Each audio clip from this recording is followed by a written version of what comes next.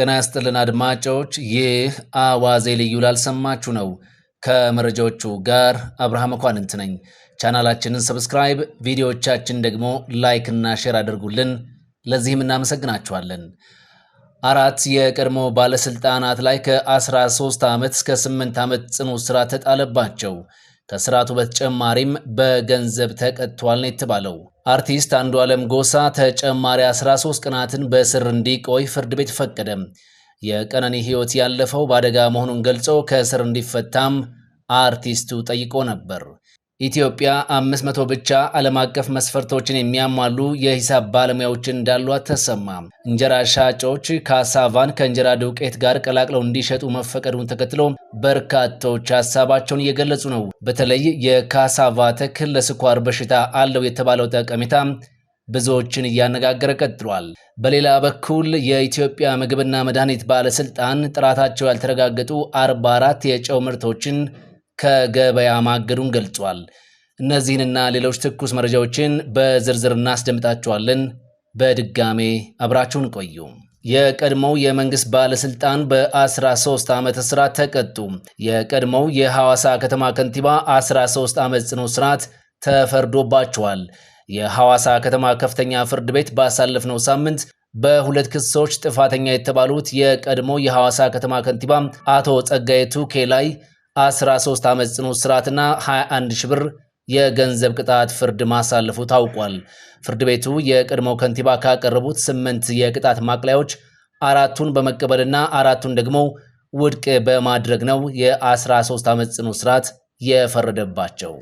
በዚሁ በእሳቸው መዝገብ ተከሳሽ የነበሩት የቀድሞው የሐዋሳ ከተማ ልማትና ኮንስትራክሽን መምሪያ ምክትል ኃላፊ አቶ ታሪኩ ታመነም በ10 ዓመት ጽኑ እስራትና 41 ሺህ ብር፣ አቶ ታፈሰ ቱናሾ በ8 ዓመት ከ5 ወር ጽኑ እስራትና 51 ሺህ ብር እንዲሁም አቶ ሰይፈ ሌሊሴ የተባሉ ግለሰብ እንደዚሁ በ8 ዓመት ከ5 ወርና በ76 ሺህ ብር የገንዘብ ቅጣት ፍርድ ተላልፎባቸዋል። አርቲስት አንዱዓለም ጎሳ ተጨማሪ 13 ቀናትን በእስር እንዲቆይ ፍርድ ቤት ፈቀደ። ባለፈው ሰኞ ሌሊት ከምትኖርበት ህንፃ 5ኛ ፎቅ ላይ ቁልቁል ወድቃ ሕይወቷ ካለፈው ሞዴልና የማስታወቂያ ባለሙያ ቀነኒ አዱኛ ሞት ጋር በተያያዘ ተጠርጥሮ በቁጥጥር ስር የሚገኘው እጮኛው አርቲስት አንዱዓለም ጎሳ ተጨማሪ 13 ቀናትን በእስር ቆይቶ ምርመራ እንዲቀጥል ፍርድ ቤት አዟል። የአዲስ አበባ ፖሊስ ከቀነኒ ሞት ጋር በዋና ወንጀል አድራጊነት የጠረጠረው አንዱዓለምን እንደሆነ በመግለጽ 14 ቀናት የምርመራ ጊዜ እንዲሰጠው ጠይቆ የነበረ ሲሆን ከጠበቃው ጋር ፍርድ ቤት የቀረበው አንዱዓለም ደግሞ የቀነኒ ሕይወት ያለፈው በአደጋ እንደሆነ በመግለጽ ከእስር እንዲፈታ አመልክቶ ነበር።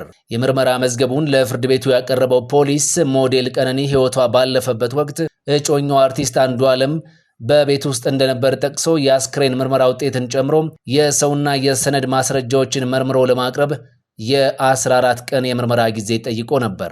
ለምርመራ የሚያበቃ በቂ ምክንያት የለም በሚል ተቃውሞ ማቅረባቸውንም የአርቲስት አንዱዓለም ጠበቃ ገልጿል። ለፍርድ ቤቱም የቀነኒ ሕይወት ያለፈው በአደጋ ነው ብለን አስረድተናል ነው ያሉት ጠበቃው። የግራ ቀኙን ክርክር ያደመጠው ፍርድ ቤቱም የአስክሬን ምርመራ ውጤትን ጨምሮ የሰውና የሰነድ ማስረጃዎችን አጠናቅሮ እንዲያቀርብ ለፖሊስ ተጨማሪ የ13 ቀናትን የጊዜ ቀጠሮ በመፍቀድ ለመጋቢት 17 2017 ቀነ ቀጠሮ ሰጥቷል። ኢትዮጵያ 500 ብቻ ዓለም አቀፍ መስፈርቶችን የሚያሟሉ የሂሳብ ባለሙያዎች እንዳሏት ተሰማ። በኢትዮጵያ ዓለም አቀፍ መስፈርቶችን ያሟሉ የሂሳብ ባለሙያዎች 500 ብቻ መሆናቸውን የታወቀው ከነዚህ ውስጥም 250 ብቻ የብቃት ማረጋገጫ ያላቸው እንደሆነም ተነግሯል። ሁኔታው አሳስቦኛል ያለው መንግስትም ዓለም አቀፍ መስፈርቶችን ያሟሉ ባለሙያዎችን ለማፍራት የሂሳብ ባለሙያዎች ኢንስቲትዩት እንዲቋቋም ጥረት እያደረኩ ነው ብሏል። በህዝብ ተወካዮች ምክር ቤት 4ኛ ዓመት የሥራ ዘመን 19ኛ መደበኛ ስብሰባ ላይ የኢንስቲትዩቱ ማቋቋሚያ ረቂቅ አዋጅ ለውይይት ቀርቦ እንደነበርም ታውቋል። በምክር ቤቱ አባላትም የስልጠና ተቋም ከሆነ ኢንስቲትዩት በማቋቋም የመንግስትን ወጪ ከመጨመር ይልቅ ስራው ለምን በትምህርት ሚኒስቴር በኩል አልተሰራም የሚል ጥያቄን አስነስቷል ነው የተባለው። ለጥያቄዎቹ ምላሽ የሰጡት የገንዘብ ሚኒስቴር ዴኤታው ዶክተር ኢዮብ ተካልኝ ኢንስቲትዩቱን ማቋቋም ያስፈልገው በሀገር ውስጥ ብቃት ያላቸውና ዓለም አቀፍ መስፈርቶችን የሚያሟሉ የሂሳብ ባለሙያዎች ስለሌሉን ነው ብለዋል። ከዚህ ቀደም 500 የሂሳብ ባለሙያዎች ወደ ውጭ ሀገር ተልከው በውጭ ምንዛሬ እንድናሰለጥን ተገደን ነበርም ብለዋል። በኢትዮጵያ እየሰሩ ያሉ የቢዝነስ አማካሪ ተቋማትም ኢትዮጵያ ባለሙያ ስለሌላት ከጎረቤት ሀገራት አምጥተው እያሰሩ እንደሚገኙም ታውቋል። የሚቋቋመው ተቋም በሂሳብ ባለሙያዎች አባልነት እንዲሁም በመንግስት ድጋፍ ነውም ተብሏል። ሊቋቋም ነው የተባለው ኢንስቲትዩት ዓለም አቀፍ መስፈርቶችን ያሟሉ ብቁ የሂሳብ ባለሙያዎችን በማሰልጠን የብቃት ማረጋገጫም ይሰጣል መባሉ ታውቋል። በተጨማሪም የኦዲት ስራዎችን በአግባቡ የማይሰሩ ባለሙያዎችን የመቆጣጠርና የመቅጣት ኃላፊነት ይኖረዋልም ተብሏል። የካሳቫ ጉዳይ አንዳንዶችን ሐሳብ እያለዋወጠ ቀጥሏል። እንጀራ ሻጮች ካሳቫ የተባለውን የሥራ ስር ዱቄት ቀላቅለው እንዲሸጡ መፈቀዱን ተከትሎም የተለያዩ አስተያየቶች መሰንዘራቸውን እየተመለከትን ነው። የአዲስ አበባ ከተማ አስተዳደር ምግብና መድኃኒት ባለስልጣን ካሳቫ ከእንጀራ ጋር ተቀላቅለው እንዲሸጥ መፍቀዱን ሲገልጽ የካሳቫ ተክል የካርቦሃይድሬት መጠን ያለው በቫይታሚን ሲም የበለጸገ መሆኑን በጥናት ማረጋገጡን ገልጾ ነበር። አያይዞም የካሳቫ ተክል የስኳር በሽታን፣ የልብ በሽታን እንዲሁም የህዋስ እርጅናን እንደሚከላከል በጥናት መረጋገጡንም እንዲሁ አስታውቆ ነበር። ታዲያ ብዙዎች እንዴት የካርቦሃይድሬት መጠን ያለው ምግብ ለስኳር ህመምተኞች ይፈቀዳል? እንዴትስ የስኳር በሽታን ይከላከላል? የሚሉ አስተያየቶችን ሲያሰሙ ነው የታዘብነው። የስኳር በሽታ ማለት የኢንሱሊን እጥረት ከሆነ የኢንሱሊን እጥረት ያለበት ሰው ደግሞ ካርቦሃይድሬት ሲመገብ በደም ውስጥ ያለው ግሉኮስ መጠን ይጨምራል። ታዲያ እንዴት ሆነ ነው ካሳቫ የስኳር በሽታን የሚከላከለው? የሚሉ አስተያየቶች ናቸው ሲመላለሱ የተመለከትናቸው። በሌላ በኩል የኢትዮጵያ ምግብና መድኃኒት ባለስልጣን ጥራታቸው ያልተረጋገጡ 44 የጨው ምርቶችን ከገበያ ማገዱን ገልጿል። እነዚሁ ድርጅቶች ወደ ገበያው እንደገቡ ሰሞኑና ደንበኞችን እስኪያፈሩ ድረስ የምርቱን ጥራትና ደረጃ ይጠብቃሉ። ደንበኞችን ከያዙ በኋላ ግን አስፈላጊውን የምርት ሂደት አይከተሉም፣ አዮዲንም አይጨምሩምም ነው የተባለው። በመሆኑም እነዚሁ የጨው ምርቶች ጥራታቸው ያልተረጋገጡና የሀገሪቱን አስገዳጅ ደረጃ የማያሟሉ በመሆናቸው ህብረተሰቡ እንዳይጠቀማቸው ባለስልጣን መስሪያ ቤቱ አሳስቧል። በኢትዮጵያ ከአጠቃላይ ህዝብ ውስጥ 3.5 በመቶ የሚሆነው በኩላሊት ህመም ተጠቂ ነው ተባለ። ከቅርብ ጊዜ ወዲህ በኩላሊት በሽታ የሚጠቁ ዜጋዎች ቁጥር እየጨመረ መምጣቱን የጤና ሚኒስቴር ገልጿል። የታሸጉ ምግቦችን አዘውትሮ መመገብም ለበሽታው መጨመር መንስኤ እንደሆነም የጤና ሚኒስቴር ገልጿል። በመጨረሻም ለረጅም ጊዜ የሚያገለግል የመጀመሪያው የኤችአይቪ መከላከያ ክትባት ይሆናል ተብሎ ተስፋ የተሰጠበት ክትባት ወሳኝ የተባለውን የደህንነት ሙከራ አልፏል ተባለ። በአንድ ዓመት ጊዜ ብቻ ይወሰዳል የተባለው የኤችአይቪ መከላከያ ክትባት ወሳኝ የደህንነት ሙከራ ማለፉን በጥናት ተረጋግጧል ነው የተባለው። የኤችአይቪ ቫይረስን ይከላከላል የተባለውና በየዓመቱ የሚሰጠው ክትባት ከደህንነት አንጻር አስተማማኝ መሆኑን ለማረጋገጥ የሚያስችለውን የመጀመሪያ ደረጃ ማሟላቱ በጥናቱ ተረጋግጧል።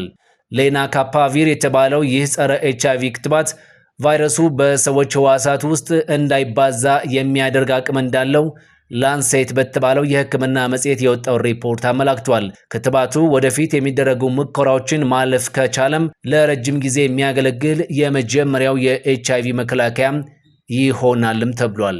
በአሁኑ ወቅት ሰዎች ለበሽታው ከመጋለጣቸው በፊት ለመከላከል የሚረዱ እንክብልና በየሳምንቱ የሚሰጥ ክትባት በአገልግሎት ላይ ይገኛል። እንክብሎቹ በሽታውን በመከላከል ረገድ ውጤታማ ቢሆኑም በየቀኑ መወሰድ ስላለባቸው ለተጠቃሚዎች ያስቸግራሉ።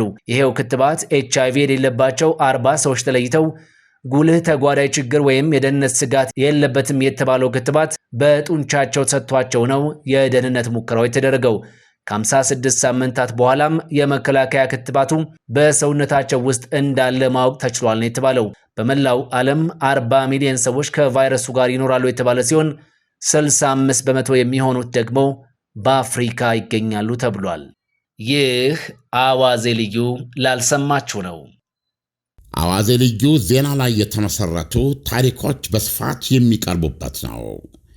አዋዜ ልዩ በየዕለቱም አጫጭር የዜና ታሪኮች ይሰጣል። የዜናዎቹን መነሻ ምክንያት ይመረምራል። በአዋዜ ልዩ ማስታወቂያ ማቅረብ ከፈለጋችሁ አዋዜ ልዩ ላይ በተገለጸው አድራሻ መሠረት ልታገኙን ትችላላችሁ። የአዋዜ ልዩ ሳብስክራይበርስ ቁጥር ወደ 100,000 እየደረሰ ነው።